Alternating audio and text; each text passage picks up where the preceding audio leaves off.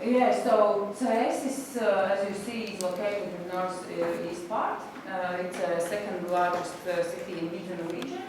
And Cesis itself likes to call it as a cultural capital of Latvia. Yeah. So the territory, the municipality consists from two different territories. One is completely rural, and one is a town. Employment very low, very close to Riga. Many people are going to work in Riga. Inhabitants are population is decreasing, but it's improving in the last years. And comparing 40s and 50s, it was like just -70 inhabitants. And here in red and blue, you can see this. Blue is birth rate, and red is death rate. So the decrease is because of the low birth rate. But the gap is closing a bit. Yeah, and the gap is closing. That's why it's just -17 right now. There are some improvements in the last 5 years. Yeah. So the town is historical. This year celebrating 800 years. Town center, the biggest part of town center is national heritage, and we have to deal with it. You can see the medieval castle, and we call it New Castle. It's from 1960. And very green. Actually, those two places are in the middle of the town. 2 minutes by walking from town center. And Cesis is located in the middle of Gaia National Park. Challenges, as I mentioned, decline in population. In 1990, before the Russian army moved out from Latvia, we had 25,000 inhabitants. Right now it's 17,000.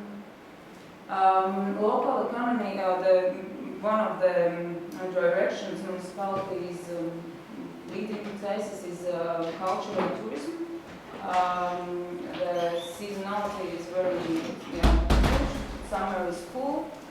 Cesis is full with visitors, and autumn, spring are very low seasons. So how to get the money from culture, tourism, and creative industries?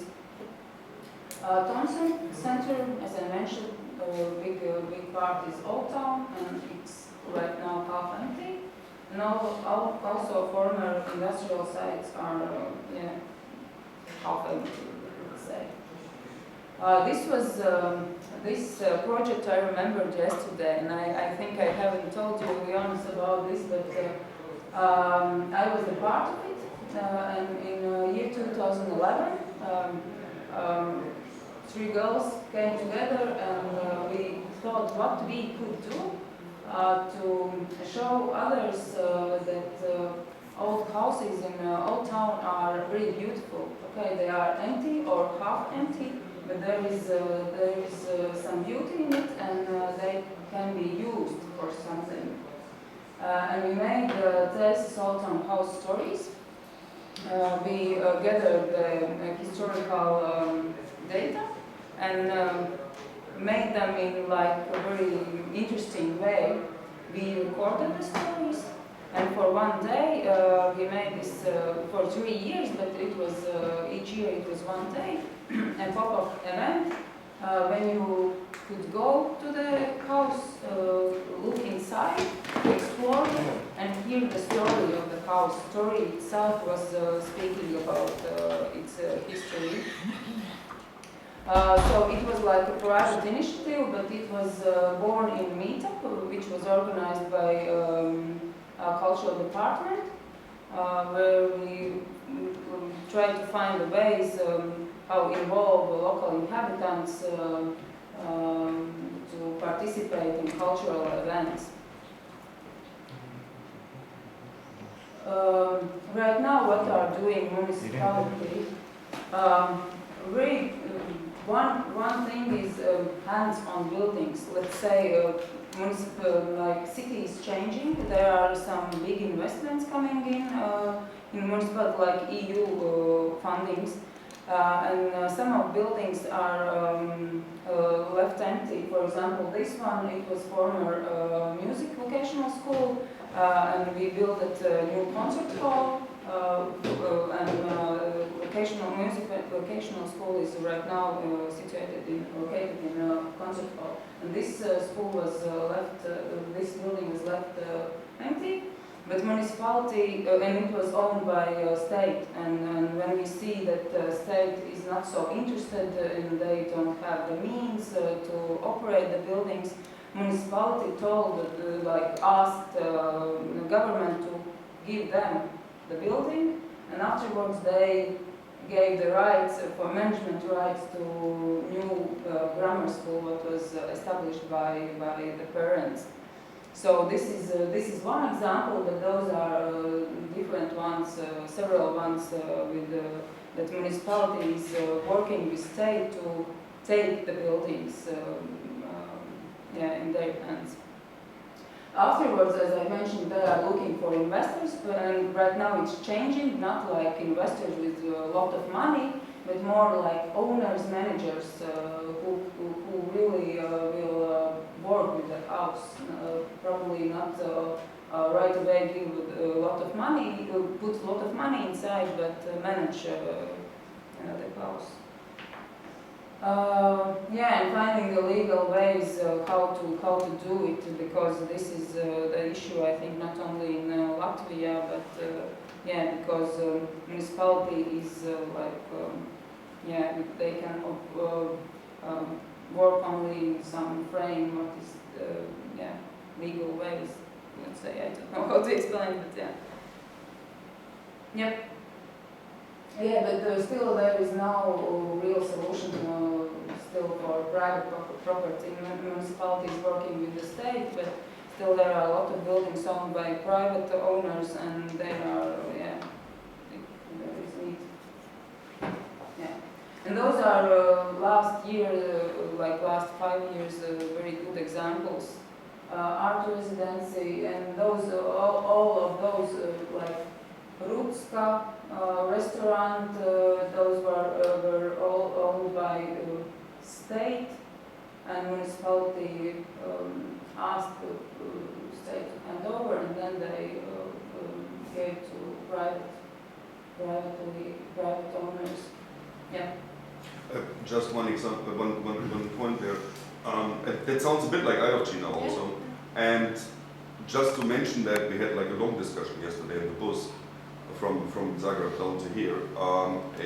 This is unique in our country. In Latvia, we have no municipality doing things. I mean, maybe one or the other case, but in general, that one municipality with several examples really tries also even to interact with state and says to state, hey guys, I mean, you let it rot away, we take it, please. And taking the responsibility, which is a financial burden for a small town, but nevertheless to take it over and say, okay, we better do something within ourselves, because we will probably manage that local place. And I think this is really important. That's also like for our workshop then in Latvia, that we really invite people in order to say, hey, this city has a different attempt to deal with the situation, and please have a look on it. And this is like, and usually out of also, China case. Giving like when state is giving the building to municipality, they always give some rules what to do with this building, and then the municipality have to find the ways how it fits in those rules, and how it works with this private or NGO or privately owned company.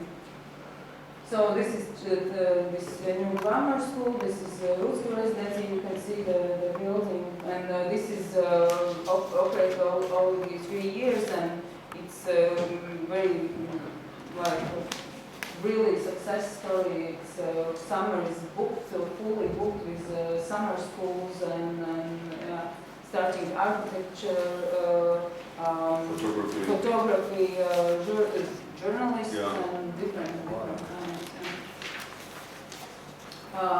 Mala, this is still privately owned, but they lend it out to one small company, and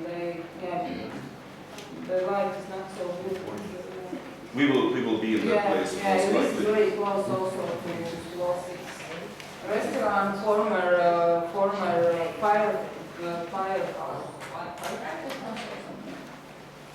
And this is coming up a project, Science and Contemporary Arts Center.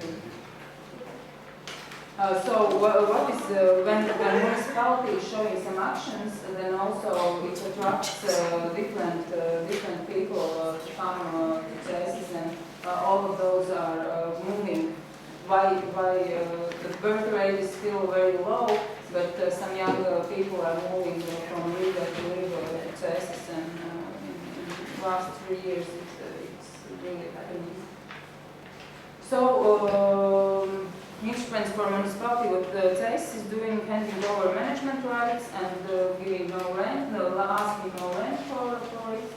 I think municipality right now is welcoming new initiatives, are bold because they experiment, because they really don't know sometimes what will happen in half a year or in a year with this initiative. And also, right now, the municipality is giving small support, like small grants, till 1,000 euros to 2,000 euros for micro enterprises to work, especially in Old Town, to make it more vital. Okay, in School 6, where I'm working starting this year. We are building up a creative center. It was former vocational school. They moved to new premises. And last year municipality organized a pop-up event to see, will it work? Is there any interest for co-working space in Cesis? Can it work? And afterwards, the interest was quite a lot, and the municipality decided to delegate the management rights to NGO. NGO also is established by municipalities, and they delegated the particular functions. This is the way how municipality is looking at the legal ways how to do it. When you say NGOs are established by municipality, what do you mean by that? Is the NGO established? Like they by municipality, NGO, or maybe? Yeah, it's NGO, like NGO. No, association. Association, and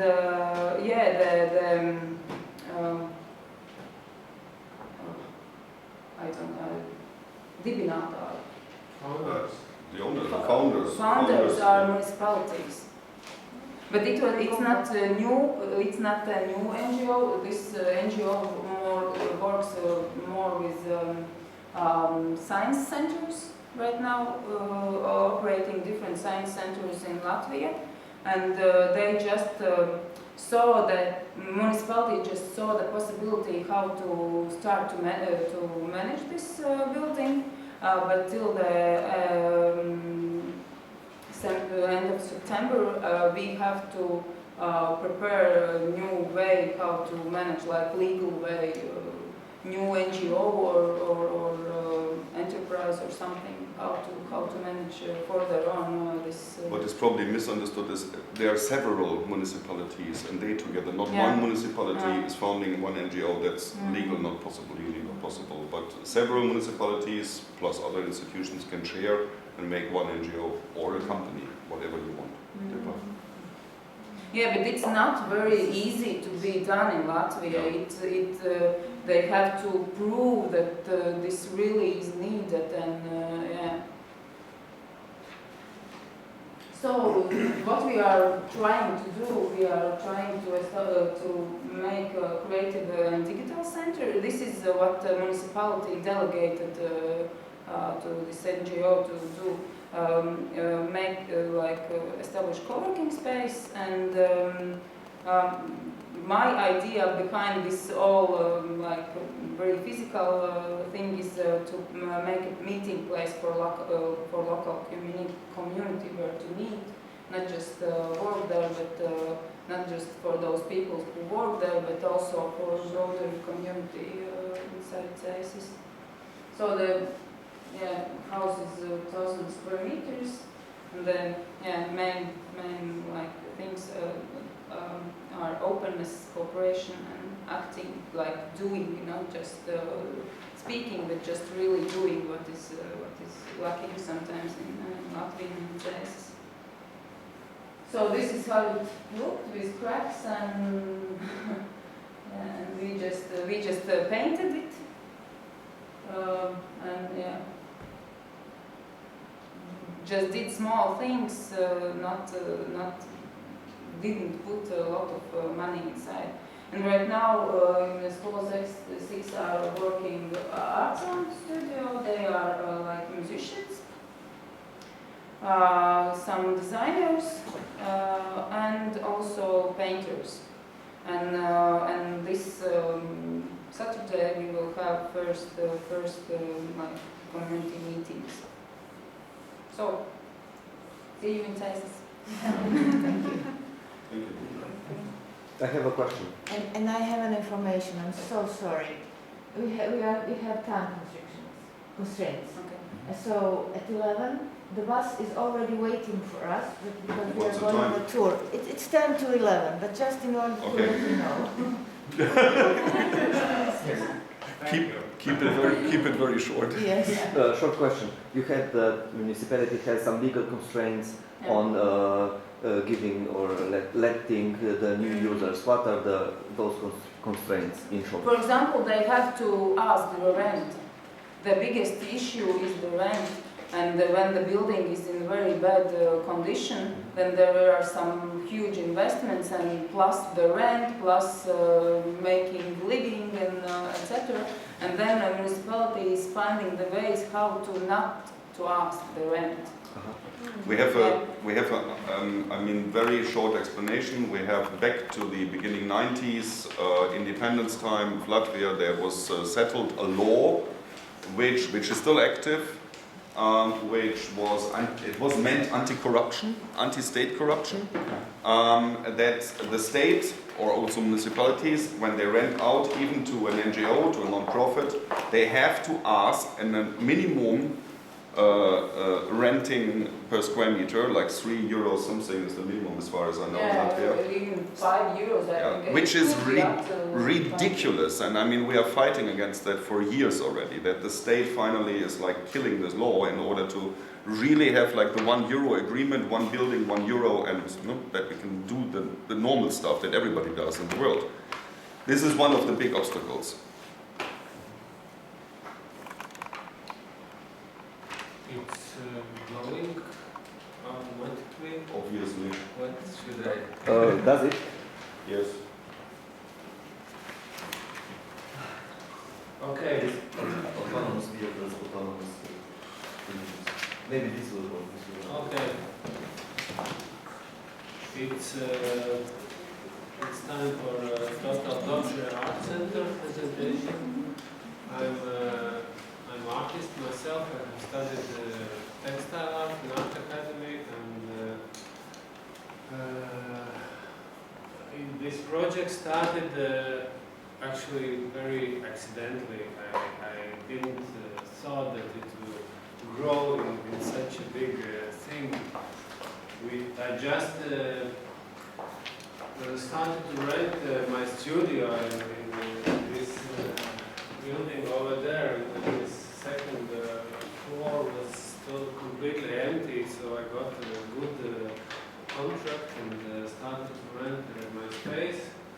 And then with that actually started the story of the art center, which we later called Total Dobře.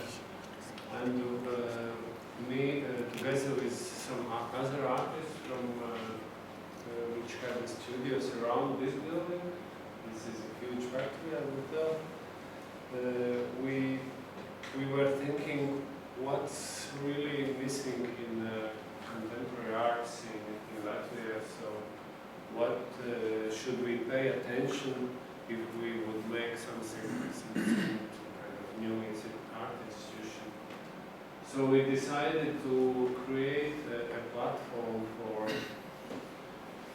for very experimental art processes, and we decided that we will develop this platform in the process. We didn't have a clear vision or structure in the beginning, and with the years we have done so many different things, and we are just testing which one is more valuable and you get better results and which not. Jonas mentioned poetry slam. I'm not a poet, I'm not especially interested in literature, but this is just one of the things which started to happen in Riga, because it was also one of the dozens of the things which we also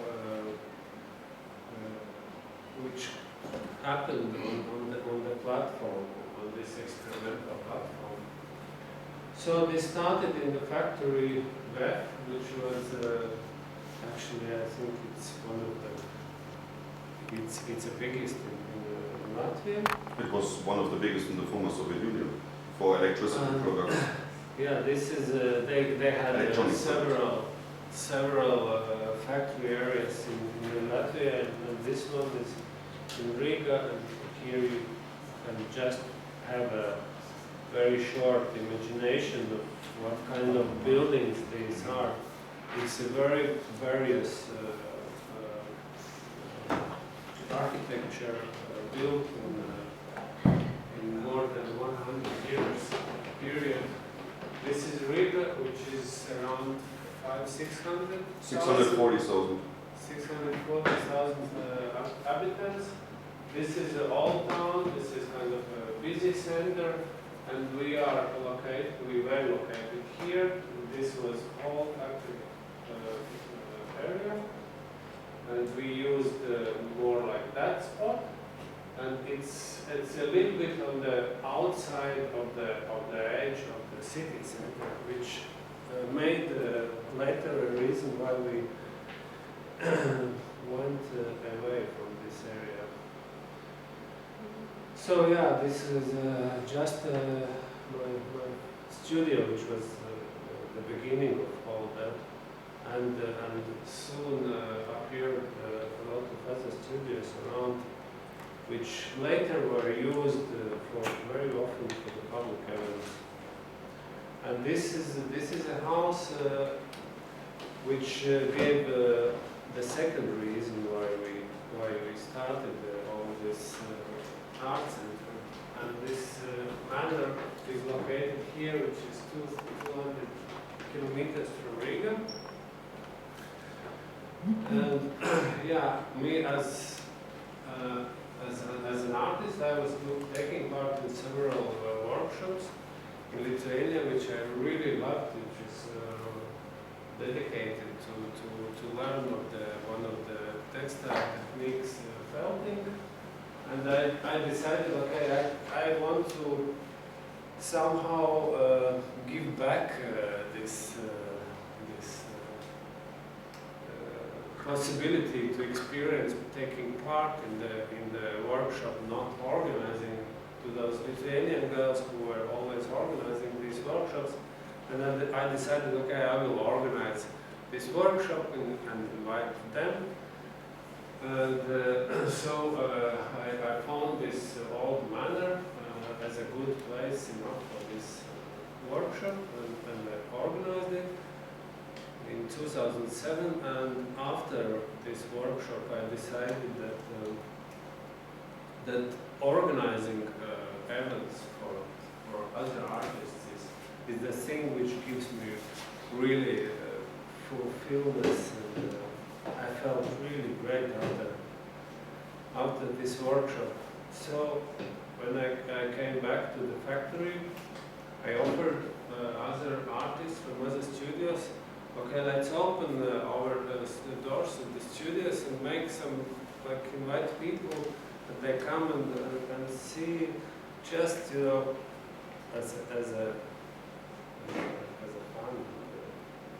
And in the end, this first event in the factory in 2008 ended with these were all the students from the area which artists opened the doors, and these were the small exhibitions which were organized by the artists. So in the end it was suddenly a very big event without any support,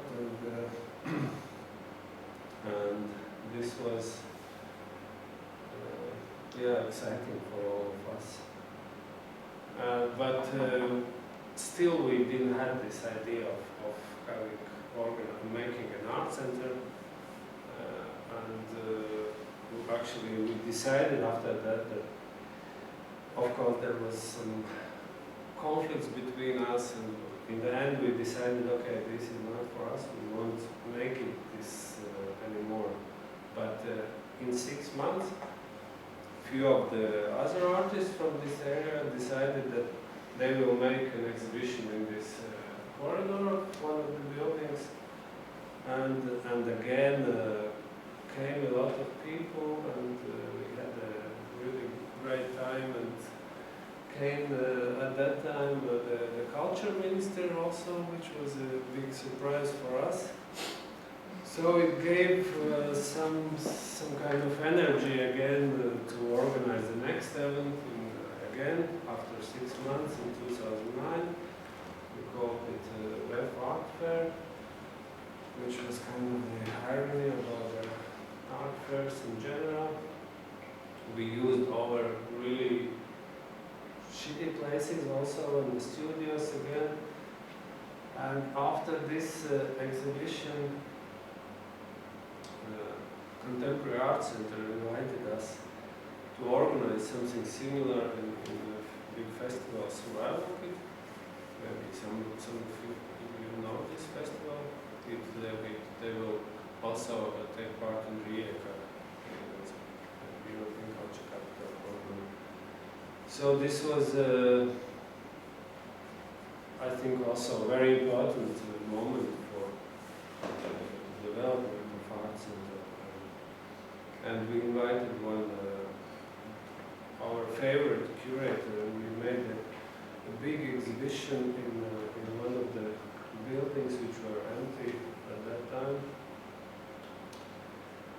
And after that exhibition, the owner of this building offered us to start to organize regular events, and we thought that, wow, that's the great this private owner of this building is offering us to organize art events. That's miracle, you know. And we started to think what kind of activities should be in that building. And then the next chapter, I have still time. Don't know. The next chapter is. No, we don't. I'm so sorry. Maybe we could continue. Maybe we could continue after the program if you will be still alive at 7 o'clock. I don't know. Give me an idea. Now we really need to go because we have other people. It's a bigger group, and the bus is already waiting. So. Maybe we can really like do it a bit later then, but maybe you simply try to Run through. yeah, just run through the pictures. That I mean, just in a fast way. That's maybe the easiest way to finish. Yeah, I will just finish with that one because I think this is very also important. When we got this house, we started to think. Then it things came a little bit more clear about. We started really to put together the content and the building. And I made a big trip to Germany, Spinnerei, to Switzerland, to Hungary, to several locations. And when I came back, fully inspired and seeing that the very grungy houses can be used as a very good platforms for art things. The guy, the owner said that oh, we got a very good offer by one furniture construction company. We rented out all the space, so we didn't have a space anymore.